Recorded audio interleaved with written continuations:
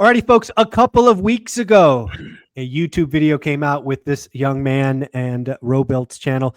And the title of the video was Rentals Are Dead. Specifically, I think it was one rental a year is dead. So I thought instead of just guessing what Ryan had to say, we would just get Ryan on the channel and see what Ryan had to say. How you doing, bud? Hey, good to be here again. Always a pleasure. I appreciate that. Been on the channel many times. Again, that video on Robuilt did cause kind of a kerfuffle in my community. I think I received several text messages and many DMs saying, what the hell? I thought Ryan was your friend. Why is he talking crap about rentals? So why don't you just kind of lay it out there? What was intended? What was said? What do you think? Dude, to be honest, what's funny, and I told you this, I filmed that with Robuilt like 9 months ago. And then he finally just released it 9 months later. He was here at my office speaking at one of my masterminds. And I think you were actually at the same mastermind. I can't remember. But yeah, when you text me, I was like, I don't remember doing that. But I don't know. It was filmed forever ago. I really can't tell you what I said 9 months ago. Right. So to be honest, I still haven't even watched it yet. But I don't think anything's changed from my perspective of how I feel about rentals right now with prices, with interest rates, with the way the world is. It's just getting harder and harder to do the dream of owning rental properties. And, you know, I think kudos to guys like you and others who built amazing portfolios in the last 20 years. But man, if you're starting from zero today in this environment, it's not the same game. Yeah. Yeah. I think the crux of the video, because I've watched it a couple of times, because again, it was quite the, you know, the noisemaker in my community. Really, where the focus of the video is you are really addressing the folks that come to you, and they probably come to you a lot more than me when they say, I want to replace my income. Yeah. Right. And you and I have talked privately and publicly that, hey, you're not doing that with rental properties, right? You're not going to buy 1, 2, 5 and replace your income anytime soon. This is a long game you're playing with rentals. So really where the crux of the conversation went and some of the quotes that were thrown around was really around knowing who's asking the question, right? Because if you are looking to replace your income and do it quickly, you ain't doing it with rentals. And even I, the one rental at a time guy, would agree with that. However, well, let's just stop there. I think that's really where you were going with the conversation. I'm going to guess that's still very much true in your world. Yeah, I think for me, most people are struggling, right? Paycheck to paycheck. Majority of the world is in debt, paycheck to paycheck. And so for me, I always talk to the masses in most things. Like I could be like, hey, you should start delegating and hiring people and all this stuff. And it's like, that's applicable to almost nobody. Does it make delegating and hiring incorrect? No, it's just not really applicable to most people. So yeah, I mean, for me, when people are looking to get into real estate investing, most of them are trying to replace their income, quit their job, do all this stuff. And I'm like, great, you're going to have to wholesale or flip. It's just not going to happen with rentals. Correct. But you know, I think to your point, rentals are not bad. You know, I always say this in our workshops too. I'm like, guys, I don't want anyone here to get the idea that I'm anti-rental. I am anti-rentals for making money for cash flow and replacing your job and like trying to go do all this stuff. I'm pro rental for long-term wealth building, saving on your taxes today. And even with that strategy, like it's just like really, really hard today to just do those two things, let alone forget the cash flow. No, I agree with you 100%. And really where I tried to take my audience, because I've done a couple of, I don't know if you call them reaction videos or deep dives on my thoughts, was what Ryan was talking about was active income. And what Zuber talks about is wealth. And you know, Zuber's short term is 10 years, right? You know, this is a 10-year journey to build wealth. And I even have said, and I'll ask you, I said, you know, if you can hold on to a rental for 10 years and even just break even, it is a recipe to really build and stack wealth, because if you can hold a house for 10 years, the chances of building significant equity and IKA wealth is on your side. Would you agree with that? Yeah, for sure. Yeah. And I think that if you're okay breaking even, or even maybe even losing money in today's rates, like it's like, as long as you can withstand that storm, you're good. Now, I think the problem is most of us have grown up. Well, I guess once again, now I'm aging the audience, but at least how I grew up in the real estate industry was I'm listening to Bigger Pockets. I'm hearing all this stuff. and everybody's talking about 2% rules. Everybody's talking about cash flow and, Yeah. you know, all this stuff. And it's like, bro, none of that's real. Like, that's just not real anymore. It was real 10 years ago, 15 years ago, but that boat's gone. So, you know, what's the real environment that we live in today? Because I'm even starting to second guess my own things that I've said in the last 5 years. Like, for example, I've been like, hey, you know what? I don't know that buying a primary is like the smartest thing in the world right now. I would have never said that the last 10 years. I've been like, always buy your primary, go get a 3% loan. Like, you're going to win. It's all good. But today I'm looking at it and I'm like, well, you know, the median price home is 500 grand in a lot of places. The mortgage, the rates, everything. I mean, you're going to be spending $3,500 a month on this property, and that property rents for like 2,500. Like, are you better off owning it when you could rent it for 2,500 and have flexibility? Your landlord's on the hook for any repairs. Like, I don't know that it's better anymore. Yeah, no, there's a lot of folks. I think Grant Cardone was probably the first. Even you know, the other side of that equation, Graham Stephan is all over the, you know, maybe the right answer today is rent, and, you know, save the delta, right? Invested in, you know, Graham would tell you to put it in an index fund and do that, and, you know, Grant would probably tell you to put it in apartment buildings or start a business or something. But there's a lot to, should you buy a home today or not, and you know, what are you looking for in that? So I think it is definitely, it's some math that people should play with today. Yeah, and I think Cardone's been saying it a long time, even when it probably was good that you buy it, right? Probably true. Yeah. But now I think, yeah, I mean, it's just so hard to ignore. I was looking at, I did a reel that went viral, but I was looking at a property in my country club, and, you know, the house is like a $2 million home. So your mortgage on that, you're getting a jumbo loan at that point. You know, HOA is like $800. You know, so you're talking that this house is going to probably be like $14,000 a month when it's all said and done, if you get a loan and all that. And the rent, I saw one for rent for like 7,000. Oh, wow. And it's like, so what are you going to do? Like, why would you buy this house for 14,000 a month when you can just go rent it for 7? Like, it just doesn't make sense. And, you know, for me, I've never rented a home, like, unless I was in like a quick transition of a primary. But even then, I think like 10 years ago was the last time I like rented a home that I lived in. And like, I have this ownership mindset where like, I don't want to rent my primary, but at the same time, I look at that and I'm like, as a business person, if I had $7,000 extra a month to go put towards ads or hire people, like, dude, that would make me way more money than the potential appreciation that I'm missing out on. Yeah. Yeah.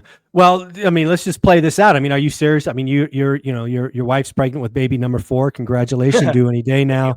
I mean, are you seriously looking at maybe, because I believe last time I checked, you had a couple of primaries in some nice parts of Vegas.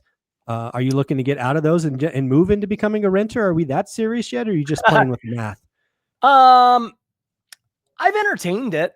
You know, I don't know. I live in flux. I'm just like always like, yeah, you know, we'll see.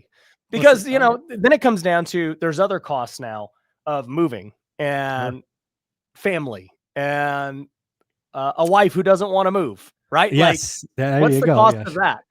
And a lot of people, probably more than $7,000. Probably. Yeah, it's probably more than that. So that the math is still in the favor of keeping what we got. Yeah. But I mean, that's a legit conversation, you know, folks should have. I mean, there's a lot of people looking at luxury homes, and I don't know that they even bother with checking out the rentals, because I do think there's an ownership mindset, maybe a bias towards that. And you know you're what? Wealthy, you own things. That's how you got to be wealthy. Like, back to the rentals, like, you owned properties and they appreciated and you got wealthy that way. So it's hard to switch and be like, it's actually a better deal to rent today, be the renter than the owner. But I think, like, here's the real premise of where I'm at with rentals at this point. From what I believe and what I see, I think this problem is just going to keep getting worse. Agreed. I don't foresee it getting back to where it's like, oh, cool, like, properties cash flow pretty good, and like, it's all like, I think that's gone forever. Wow, forever is a long time. Yeah, because even if they lower rates, we know prices are going to go up and offset it. And that's the rub, right? Yep. So I don't see this changing. And I was thinking about this the other day. I remember in Vegas when our average price was about 300,000 and the average rent on that home was about 1,800. And, at that time with rates where they were, the mortgage was like 1,800. So you would still lose money when you factor in all the other expenses, but still it wasn't like, I'm like, okay, mortgage and rent are pretty similar. I'm gonna bet on the appreciation of Vegas and the appreciation of rents as time goes on. It's like, okay, well, now today that house rents for 2,500, like I was saying. So you would have got the rental appreciation, but now its mortgage is 3,500.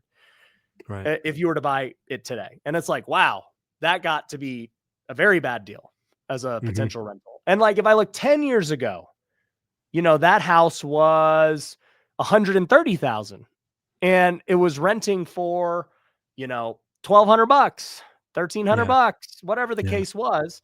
And its mortgage was $1,200 or even less. I mean, it actually probably was below. If I'm really thinking about it, it was probably like $800-900 mortgage, $1,200-1,300 rent. So I'm just watching this curve change where it's like, oh yeah, the rent was way outpacing the mortgage, to then 5 years later, they were the neck and neck, to now the mortgage is just way more than the rent. And it's like, well, let's play this out. Yeah. So I think we're in sync. It only gets worse. So again, if we go out 5 years, so bingo, bango, it's 2030. Now, again, what are prices? 700 and rents, I don't know, $4,000. I mean, is this just how the trend goes? It gets worse and worse, the gap? I think so. Because I don't see what would cause it to reverse. Because at this point, the only thing that can make the mortgage cheaper is a price drop or an interest rate drop. Now, what causes a price drop? A sudden supply of homes, essentially. And I just don't see this massive supply of homes hitting. What happens if rates drop? Great. Homes are more affordable. But guess what? Eventually, prices are going to go match it and whatever. And as we've already seen, rents don't increase at the same rate as the prices. So I'm just thinking about this practically the next 5 to 10 years. And I'm like, what happens here with this idea of owning rental properties? Because if it's going to get worse, basically, what are your options at that point? And the way I see it is, okay, option one is you buy multifamily or commercial where things can still pencil out. Option two is you buy in the Midwest and cheap homes that aren't experiencing this phenomenon.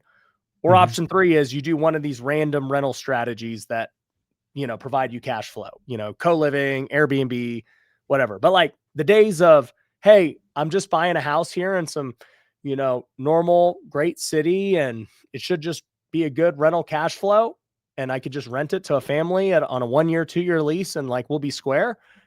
I think that's over. So let's just play that out. So really what you're pointing out is, something I've heard talked about in the media, at least some parts of the media. It's really the fact that the U.S. may follow Europe in becoming a renter nation, right? Where we've seen peak owner occupants, which is like 67%. If this continually gets worse and owning houses gets increasingly hard to do, that's going to fall. And I think the lowest on record, 64%, maybe it's 63. But there's a time when I think you're saying is, we're going to be more than 50-50 renters versus owners if this just continues the trajectory. Is that what you're seeing in the future? I don't know what the numbers are, but yeah, I mean, I think trend. It's got to just keep getting worse in terms of home ownership. So let's just play that out. So again, if you think that's coming, and your guess is as good as anyone else's, why wouldn't the answer be invest ahead of that? Now, we've both agreed that it's tough to make stuff cash flow. I'm looking in Vegas all the time. It's hard.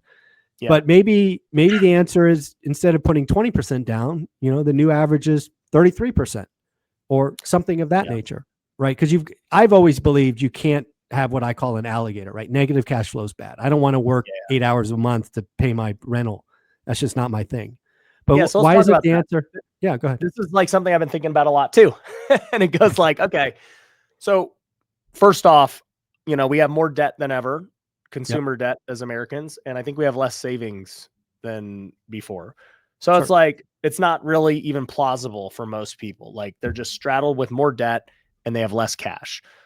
Now, let's just say somebody does have it. Okay. So, you have 20% or 30% or even 40%. Like, for example, I do know Cardone was doing that. Like Cardone on his buildings, he was buying some of them all cash. Yeah, I saw that. Because he's raising so much money that it was just like, hey, this is the only way the deal works is if we buy it all cash. It doesn't work at the current terms. Yeah. And he's betting on basically what we're talking about, that in the next 10 years plus, it'll be all good.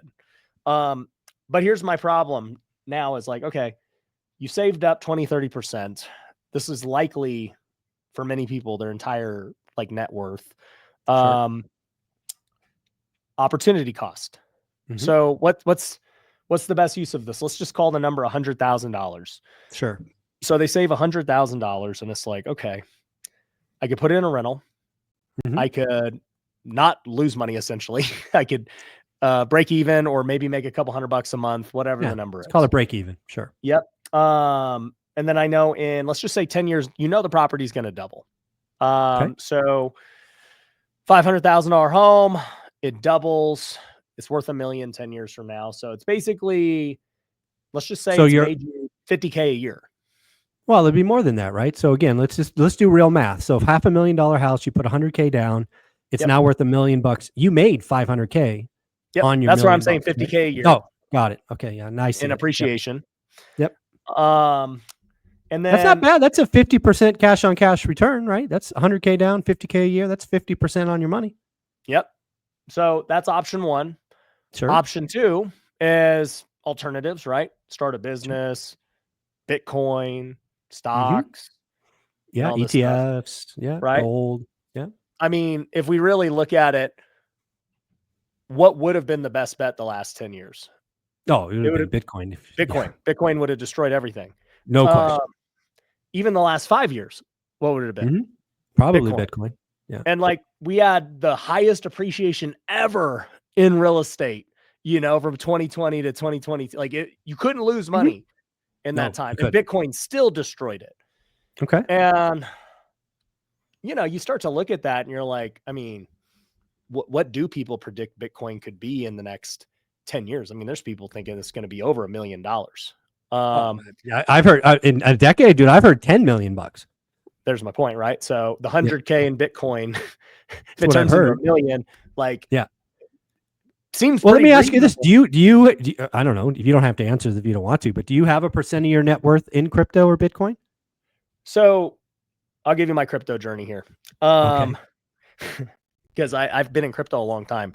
Oh, so with just to continue the thought though on Bitcoin, and the reason I'm even bringing it up with stocks and everything else.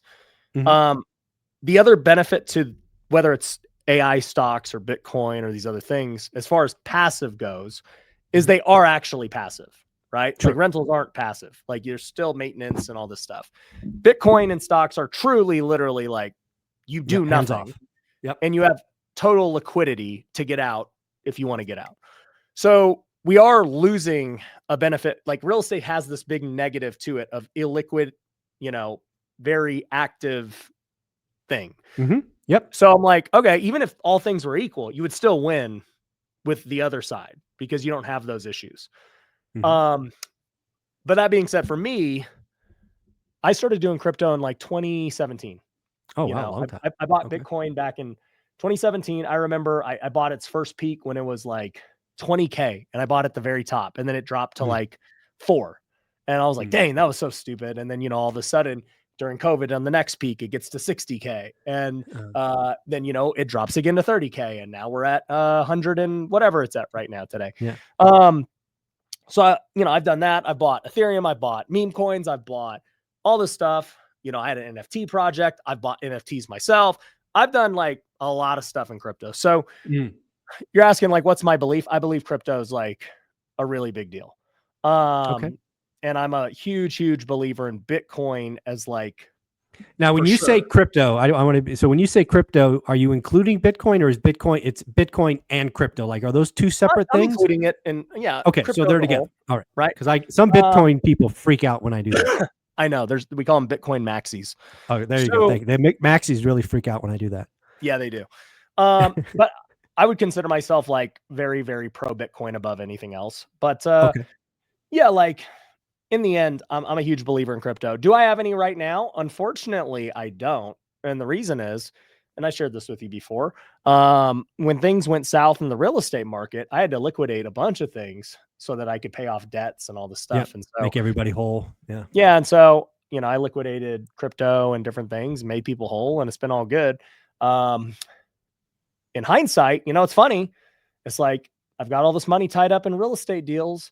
I would have been better off putting like, this is the argument that we're making right now. I would have been had I not had all my money in these certain real estate deals that were illiquid and went down and all the stuff, and had it been in Bitcoin, I would have probably made literally, it makes me, now I'm getting mad thinking about it. But if I had not done those deals and I put the money in Bitcoin during that whole time, and I've just sat here and held, dude, I'd probably have like at least $20 million of Bitcoin. All right. I know why you're mad. I'm sorry. I didn't mean to bring that so up. like, it set them down.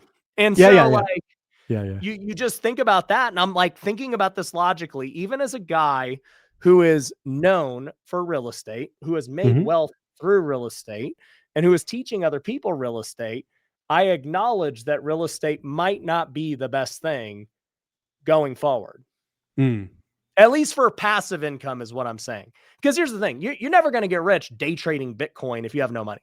Like, it just isn't a thing. Can't. Right? No. It's the same argument that we're saying you're never going to get rich just buying rental properties if you have no money. Like, you're going to get crushed when you have a repair, a vacancy, whatever.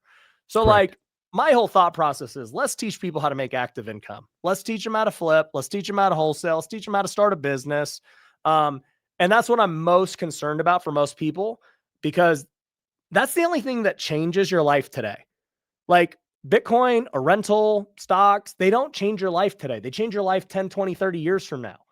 And man, life is short. So for me, I'm just like, hey, let's get people to have a better life today. And the only way to do that is to get active income and learn a skill. That's my whole philosophy for like teaching people.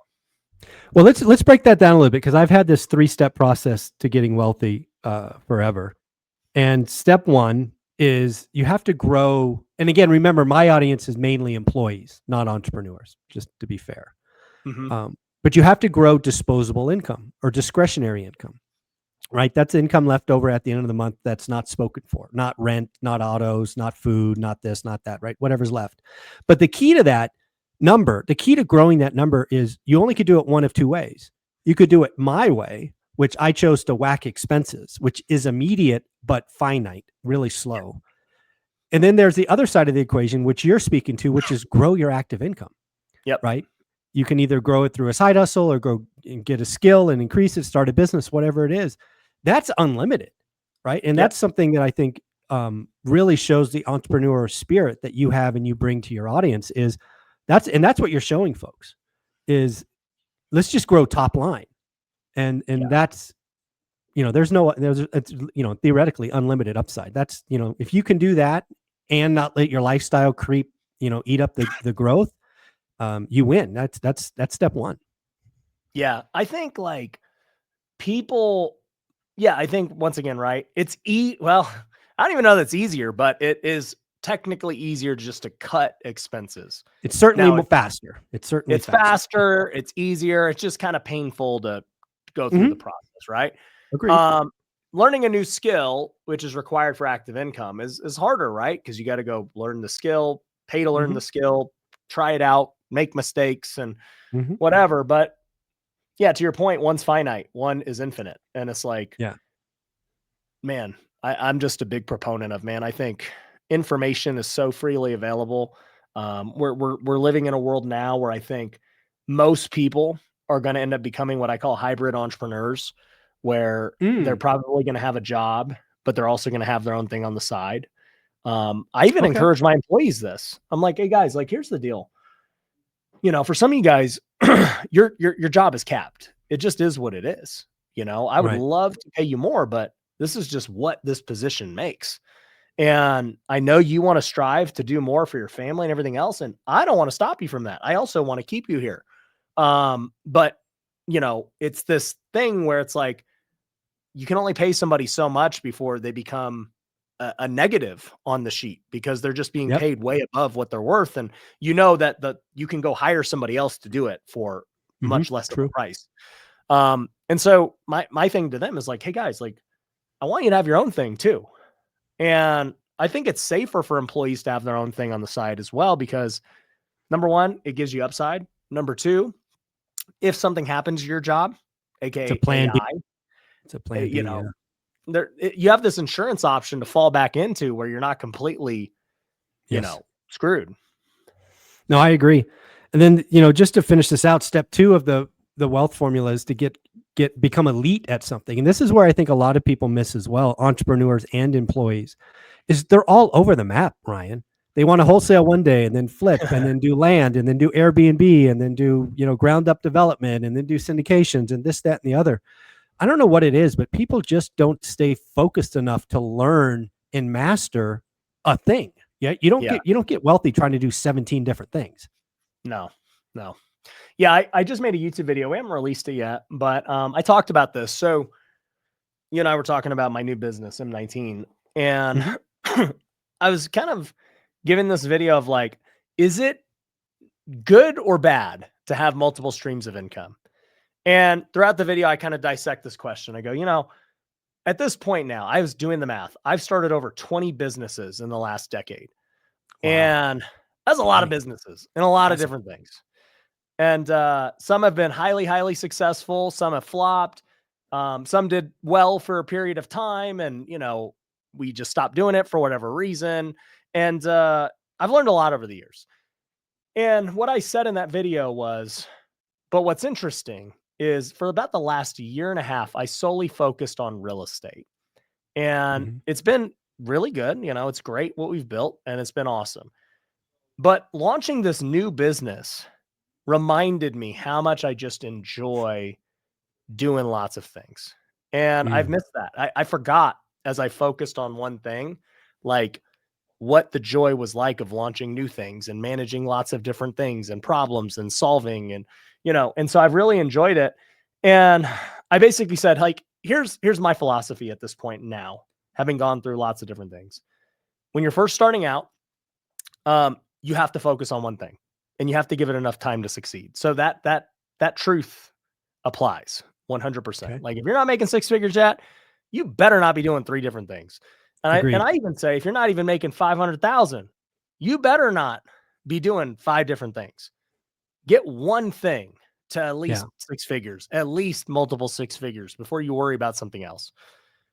But then, once you reach 7 figures, if you want to go like start a new thing, I personally don't have a problem with that. Most people would tell you that, hey, you should, turn the 7 into multiple 7s or 8 or whatever. But like maybe you're not optimizing for money. No, that's exactly where I was going with this. And you said it earlier, life is short, man. Yeah. We don't need to be reminded tomorrow's not promised to anyone, right? Yeah. You got to enjoy life. You got to have fun. But I do like the fact that you hit it again. If you're not already making 6 figures in your thing, your job's to focus. And that's where I see a lot of entrepreneurs and even full-time employees miss is it's almost like they're chasing butterflies and rabbits. They're just all over the place. Yeah. And I think a lot of people don't want to take accountability. So if it's not working, it must be the vehicle. It's the bow and arrow, not the Indian. It's like, no, it's you. Yeah. Like he might be the shooter. Yeah. Yeah. This is just, you don't give this enough time. It's not that this is too hard. It's not that the economy sucks. It's not like you just quit things way before you ever give yourself a chance to succeed. Yeah. And again, part of the success is failing, right? That's a lot of learning comes from failure. And again, if you're trying to become elite at something, I promise you, there will be plenty of mistakes, plenty of bumps in the roads, not how hard you get hit. It's how many times you get up, all those sayings, but that's just part of the journey, right? I've often told people rentals, the first 5 years suck, right? Yeah. Because you just don't know what you don't know and you're learning and losses and this, that, and the other. But again, at least what I talk about is I'm trying to help people build wealth over a decade. I'm not trying to create income in a year, right? It's a very different mindset. For sure. And I think that that's a very achievable mindset. It's just a slow grind, like you said. And so, yeah, I mean, it just depends. What is somebody's goal? You know, how fast do you want to move? No, I agree. And one of the things that, if you ever see some of the reaction videos I did, I always said that Ryan Pineda is a unicorn. And sometimes unicorns don't understand how unique they are, right? Because you have this, right? You just told us earlier, right? You created 20 businesses, many of them produce 7 figures. You have, I mean, you said that like it was so nonchalant, which is cool, right? It's why I respect you. But for a lot of us, us employee mindsets, we can't even fathom that. Right? It hurts and breaks our brain to even think about starting one of those, let alone dozens. Yeah. I don't know. It just, for me, I'm like, it hurts my brain to think about working a job. Like, I just, like, it's the same thing. I'm like, agreed. How does somebody do this for so long? Like, I don't get it. And it's like, you know, God created us all very differently. Yeah. And again, I think I think this is an Ed Milet quote. I don't know if it's right, but he said basically 9% of the world are basically Ryans, right? Basically entrepreneurs, born and bred. And 91% of us are Zubers, just meant to be employees. And, you know, I was totally comfortable and cool, you know, following the rules of the 40, you know, work 40, 50 hours a week to get paid. And I could not have thought, even to today, I couldn't think of it do anything different for 2 decades. And it's just funny how different we're wired. Well, you know, even a guy like Ed was technically an employee for like pretty much all of his wealth. I mean, you really think about it. He started out, he started out doing insurance, and he worked for that company for, I don't even know, 20, 30 years. And, you know, worked his way up. It's not like he started the company or owned the company. Right. Like, he worked his way up. He got ownership at, like, you know, a lot of employees do. They earn ownership. Yeah. They show their worth, and, you know, eventually builds this massive downline and sells. And then he becomes an entrepreneur. Then he starts. Then he's having fun. Yeah. I definitely can live with that life. That's the life I'm living in, a much, much smaller scale. But, you know, at the end of the day, you know, when I think about the audience out there in total, I think there's a lot of people that are hungry to replace their income. They hate their job. Yeah. Right. And that's who you speak to. Yep. I also think there's a lot of people that, you know what, they've signed up to work a decade or 2 decades in a job, and I think that's most people. I think. Right. No, I agree. Well, and those are the people I speak to, right? Because I'm trying to tell you, it's okay. I want you to do this for a season. A season might be a decade in the making, right? I'm not trying to sugarcoat anything. It might be a decade. It might be 12 years. But if you do it, and you do it for a decade, the results are nearly certain. You will be wealthy, right? That's just how inflation works. You want to hear something funny? So I've like now started to, so I always came from the entrepreneur mindset. I'm like, hey, I want to help entrepreneurs. And I've recently, if you look at my different companies, I've reworded the word entrepreneur to business leader. So, you know, at M19, so for those who don't know, it's a golf mastermind I started. So it's basically like the premise originally was that, hey, you know, if you are making over $250K a year net in your business and everything else, which means you're probably making over 6 or 7 figures in revenue, you can apply to join. And then we're going to go on bucket list golf courses all across the country, all across the world, have masterminds, go on these 3-day trips, golf at the craziest places, hang out with other business owners. It's going to be great. And it's been a massive success so far. And it was just, you know, it was like, hey, golf club for entrepreneurs, essentially. But then I changed the word to business leaders, because here's what happened. Ended up getting a ton of applicants from corporate America. And it never crossed my mind that would be, but we do know in corporate America, these people golf and they could do all this absolutely stuff, right? I was in sales, and that's where we did our 7-figure and 8-figure deals. Yep. And we started to talk to these people, and they're like, oh, well, bro, I mean, I work at this Fortune 500 company. I mean, we do hundreds of millions in sales or billions. And, you know, I make 500 grand a year as a executive doing this. Do I qualify? I was like, that's interesting. I didn't even think about this type of person. I was just thinking like, oh yeah, you know, you have to be a founder. You got to own a business. But this person is very highly beneficial to this group. Like, you know, they know things working at $1 billion company, and they're clearly high-level people making a ton of money at this company. And it was funny because the way they were originally qualifying was like rentals. They're making like $500,000 a year. And they're like, well, I own this rental portfolio of like 10 units and I'm trying to build that up. And I got my career over here. I'm like, oh, you're an entrepreneur because you have a real estate business. And then, that's who I speak to, Ryan. Those are my people. Yeah. Those are my people. Well, they're my people now too. Good for you.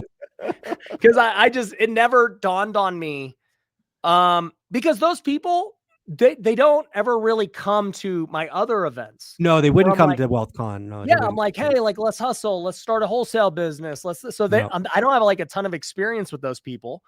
Then I launched this golf business, and those people all come out of the woodwork, and they're like, bro, makes perfect sense to me.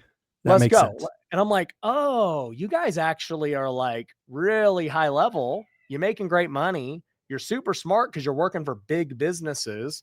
Yeah. And like this is what you do anyways.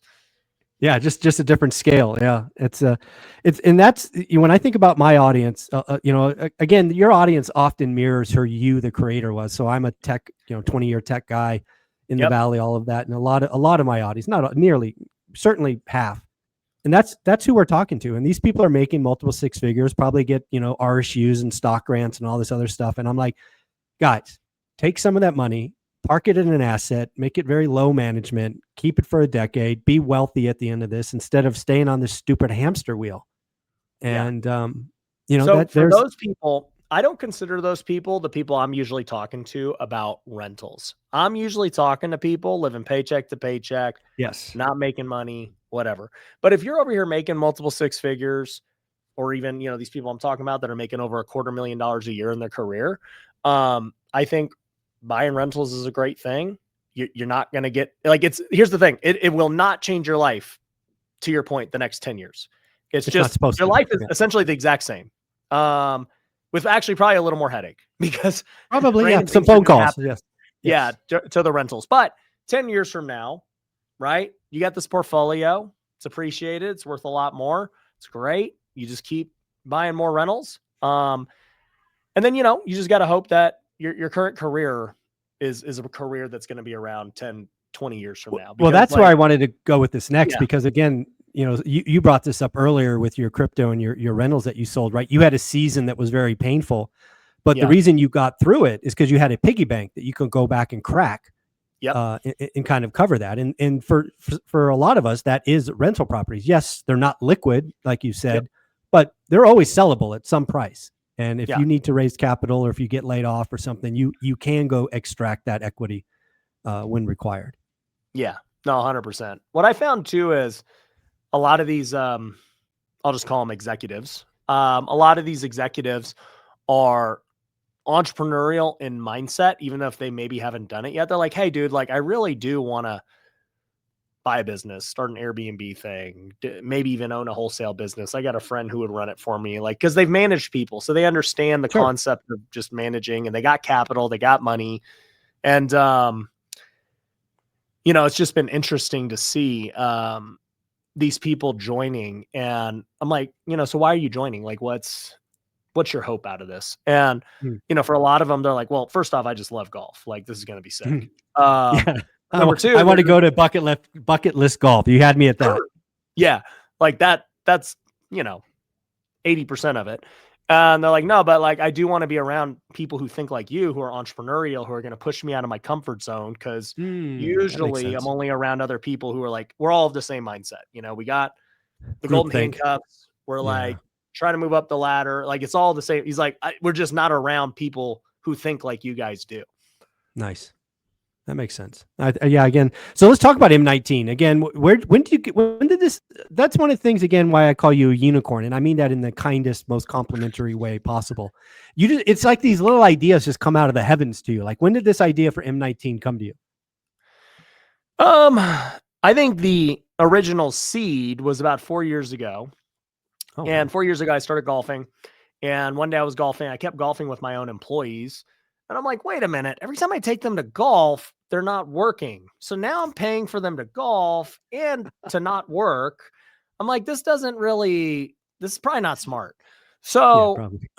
I was like, who do I golf with? And one day I was just sitting there thinking, I was like, I bet you people would pay to come golf. Like, Huh. people pay for coaching and all this stuff already. Like, what would happen if I just said, hey, you can play a golf round with me and here's the price. And instead of getting me for 5 hours of consulting, which I don't want to do, that'd be really boring. Yeah. We'll hang out for 5 and you'll get to ask whatever you want. And it'll be like a super fun, enjoyable thing. So 4 years ago, I put it on my story. I'm like, I don't know what this is worth, but I would pay a lot of money to golf with like people I looked up to. Sure. And I said, I'll just put it up. It's $2,500 for a round for whoever wants to go. And one day I sold 20 packages. Oh, wow. And yeah. And that was called Golf with Ryan. I was like, whoa, I got to raise the price. Like I was like, my next like 3 or 4 months are literally booked now. Right. So long story short, I ended up doing that. Very successful. Doing random trips. So, I did a little mastermind here in Vegas for 2 days and 10 people came and paid a lot of money and it was great. Then last year I went to Bandon Dunes and I was like, hey, we're going to play for 3 days, hang out, yada, yada, yada. It was great. Then about 2-3 months ago, I went to Paynes Valley, which is in Missouri. Same deal. We had like 20 people go. It was sick. Wow. And, over the last 4 years of doing this, they always crushed. The events always sold quick, high level people. It's just always awesome. And one day we were just sitting there. Well, after that last one, they were like, hey, when's the next trip? Like how do we stay in touch? How do we, do whatever? And I'm like, I don't know. I do these like once a year. And they're like, well, we'd go on another one if you do another one. So I just came back and I started thinking about the model and I was like, how would I golf more? Like, what would need to happen? Like, and how does this become a sustainable business? Like, how could I go about this? And I just started writing notes down and all this stuff. And then one day it just hit me. I was like, I'm actually going to call it a reverse mastermind. And nobody's ever done a mastermind like this. But basically what I said was, okay, so like in a normal mastermind, masterminds vary. I mean, like, there are masterminds like Tony Robbins masterminds, like $250,000 a year to be a part of. And, you got real estate masterminds that are like $30,000, $40,000 a year. And they all vary in between. And with each mastermind, usually there's like 3 or 4 events a year. And, you pay the money no matter what it is. It's like, hey, it's 30 or 40 grand, it's 50 grand, whatever. If you don't come to an event, it is what it is. You missed out. It's kind of on you. I said, what if we just had an annual fee to be a part of this group and this mastermind, and it was low, and then you just pay per event that you actually go to. Okay. And just provide them lots of different options of events. So that way they really only pay for what they actually use. And we have to do it that anyways for golf, because I can't go book 100 people on the golf course. It doesn't work that way. So by default, it has to be smaller groups. So I was like, this is perfect. Like, who wouldn't like that concept? It's like, pay what you actually use. So anyways, we launched. And when I started the launch, I said, hey, it's $5,000 annual dues. That's it. Nothing crazy. And we will have at least 5-6 trips next year in 2026, and probably more if demand just goes higher than we think. And each trip will be around $5,000, and that will include everything. It will include 3 rounds of golf, 2 nights stay, all the food, all the swag, everything's included. And so the model is basically like Costco. Make money on the membership and then basically do the events for as close to cost as you can. Makes sense. So that way it's like they just become raving fans, and then the profits, the membership. So that was the idea. And so in August, I did I was calling it the pre-launch. And so, as the founder special, there was no initiation fees. It was just annual dues. And in the month of August, in our first month, we made $438K. Wow. And, yeah. So I got a YouTube video talking about it. And I think this month, right now we're filming in September, I think we'll do over, 600 to give us over $1 million in less than 60 days. Yeah, this is Ryan Pineda, the unicorn, folks. Let me introduce you to Ryan Pineda, the unicorn. You can do 7 figures in 60 days. Yes, that's a unicorn. That's Alex Hormozy level stuff right there. Well, I mean, he made 100 million in 3 days. Yeah. But yeah, come on, you're sleeping, Ryan. Come on. Yeah, I know. But other than him, yeah, it's pretty good. So no, it's very good. That's awesome. Yeah. And I'm most excited for it for a lot of reasons. But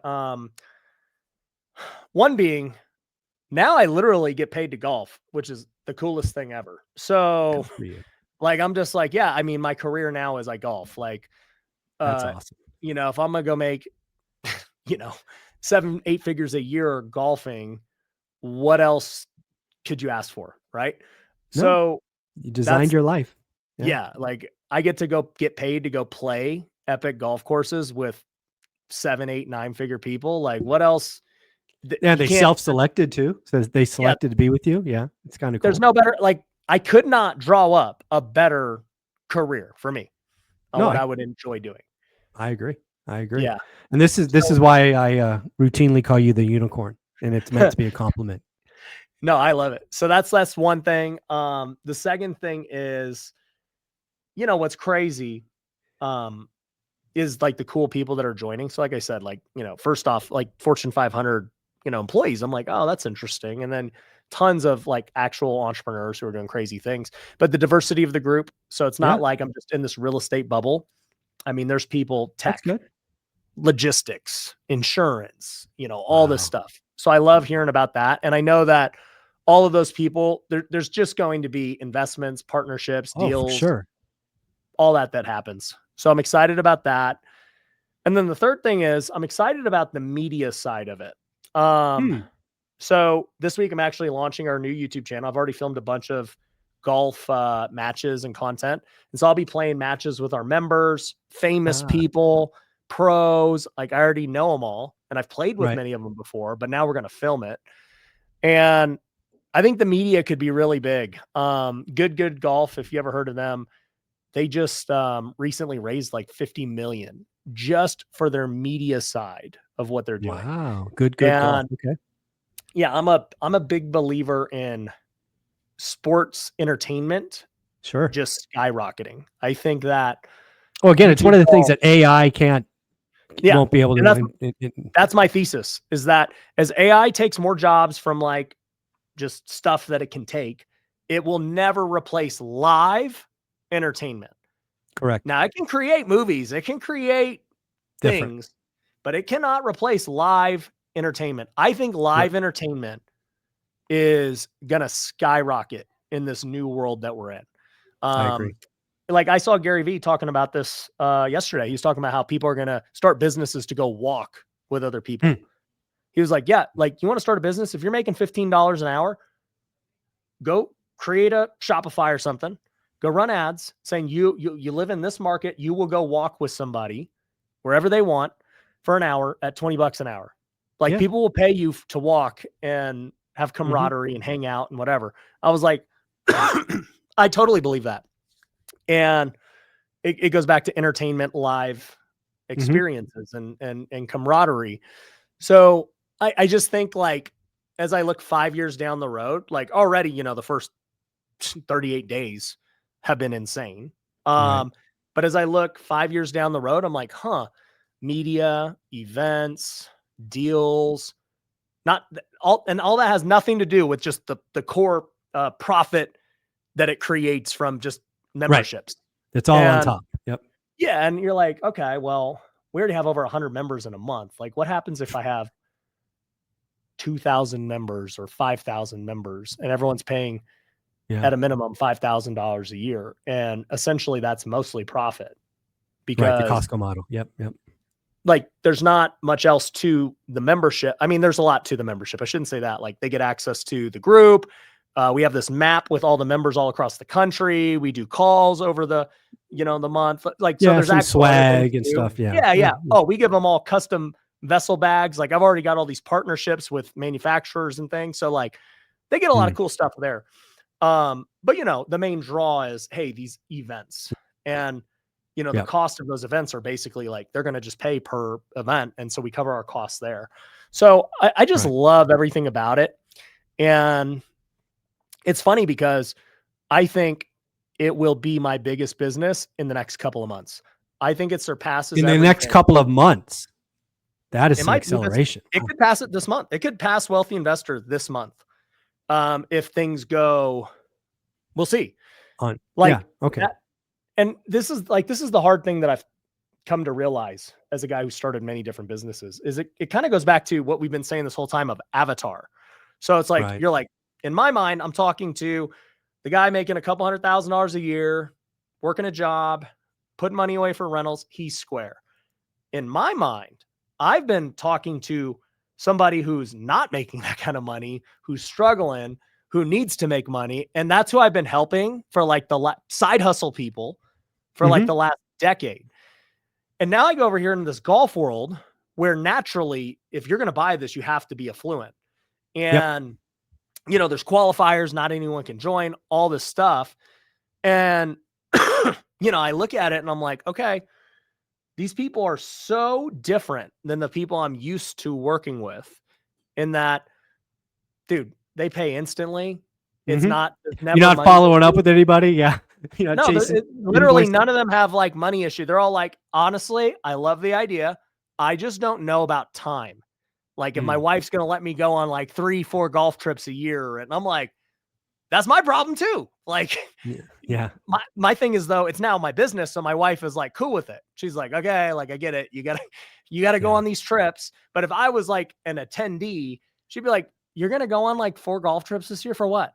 And I'm like, for business. And she's like, no, like, what are you talking about? So I get that objection, but it's just, it's crazy when you start talking to different avatars. And I know other people have said this, but it's like, man, when you sell to rich people, it is infinitely easier, easier. Yeah. I love all of this. I do have one question I did want to ask. I understand where the 19 probably came from, right? The 19th hole on a golf course, but where'd the M come from? M19. Yeah. The M stands for mastermind. So, of course. That was a guess of mine, but I wasn't sure. Yeah. So it's mastermind 19. I mean, that's the domain, mastermind19.com. But yeah, I was looking at names. I was like, what am I going to call this thing? How can I mix golf and business together? And I'm using chat to come up with all these names. And, you know, it had some good names. I mean, there was like a ton of them. Like another one I liked was called Fairway Founders. And, you know, there was all these cool things. And then I just saw, like, I was like the 19th hole, you know, in golf, for those who don't know, the 19th hole is like right after you finish a round. It's where you have drinks, beers with your boys, business, you hang out. Like, I'm like, that's what we're doing, but we're like actually taking it serious. You know, we're not like just BSing. We're going to actually, you know, sit down for like 3 or 4 hours and dive deep into business. We're going to mastermind and have structure and all this. And so it's like reclaiming the 19th hole as a mastermind. And I like it. I think the other part too is I've been in and you know, but like if you're in masterminds, they're kind of all the same. You just kind of go to a hotel, you sit in a room for 9 hours, and it's not that it's bad. You know, there's good information, but I'm like, when you can make a mastermind experience based, oh man, bro, everybody will go. Yeah. Well, I think M19 is really good for another reason. It's just simple. It's short, fits on a license plate. You know, I think it's quick and clean. So I think you did really well with M19. Yeah, I like the name for sure. All right, man. Well, Ryan, if somebody wanted to learn more, where do we send them? Yeah. Mastermind19.com if they're interested in that. You know, for everything else, just follow me on social media. And by the way, if you do go to mastermind19.com, make sure you put Zuber sent you as the referral source. And there you go. You know, we'll take care of them. All right. I appreciate you, buddy. Take care of yourself. Feel better. Yep.